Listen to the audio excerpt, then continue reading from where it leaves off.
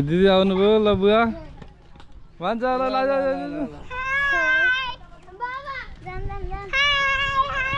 hello आज हामी कहाँ छौँ मान्छे बुलबुले ताल कस्तो छ नि बुलबुले ताल राम्रो छ अब हामी के गर्छौँ यहाँ डुङ्गा चढ्छौँ यस्तो गर्दै ब्लग बनाऊ है यो यस्तो गरेर हेलो गाइज म यता घुम्न आएको छु नफालो ल भन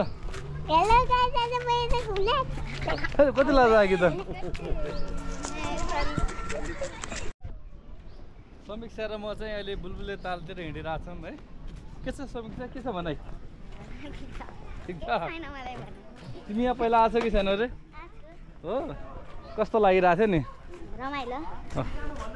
अगाडि हिँड ल भान्जी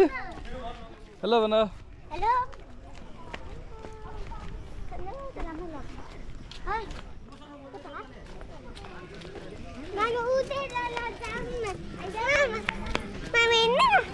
मम्मीलाई आउँछ मम्मी एक्लै भनेर दिदी आउँदै हुनुहुन्छ अहिले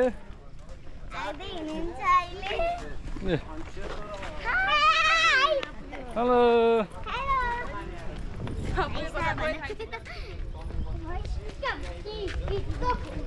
बोटिङ कता कता भान्जी बोटिङ गर्ने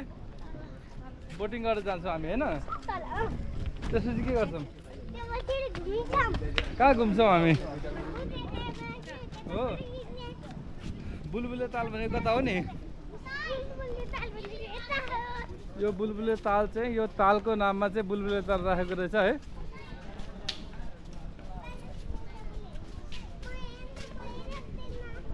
मा कस्तो फोहोर छ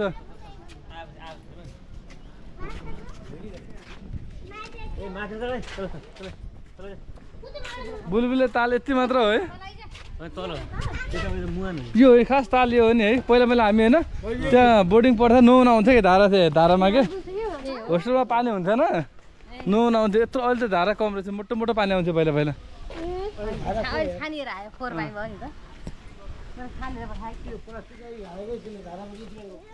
प्लास्टिकै थिएन भयो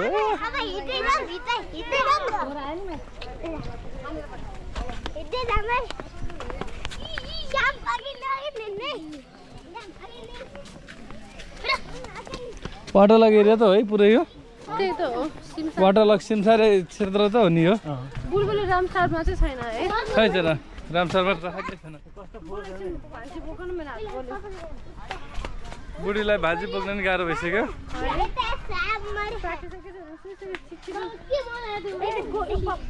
भान्जी लगेर बोक्छु बिचारको अनुहार केमा पनि आइरहेको छैन हेलो भान्जी हेलो हेलो भन आज भान्जी सानी भान्जीलाई चाहिँ भान्जीको नाम के अरे बिर्सिन्छु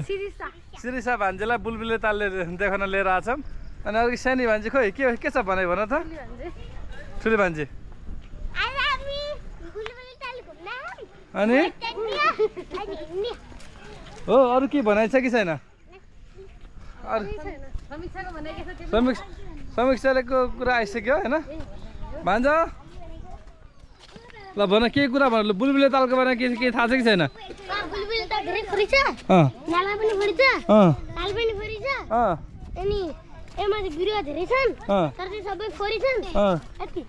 हो ल ठिक छ अनि मेरो एउटा ल ओके यो बुलबुले ताल यति फोरी त यो फोर त यति फोरी ताल पनि कति यो किन फोर भएको होला त धेरै यो फोर किन भएको होला भन नि त यति फोर छ फोर चाहिँ किन भएको होला त किनकि पाजाको झर्छ अनि धेरै बस्छन्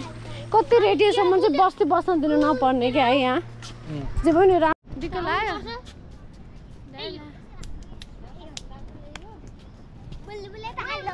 अहिले बोटिङ गर्दा भिडियो गर्नुपर्छ है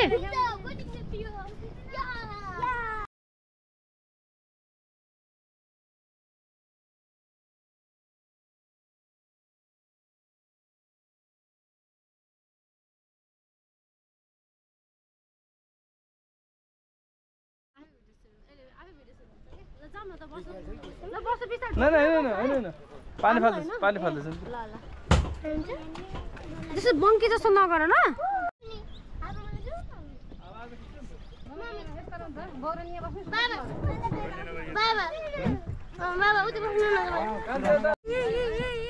नरौ न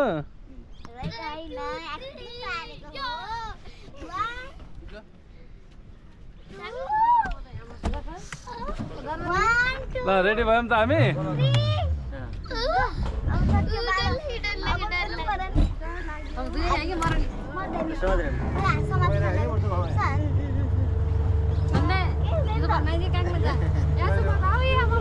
जोडले सामान है के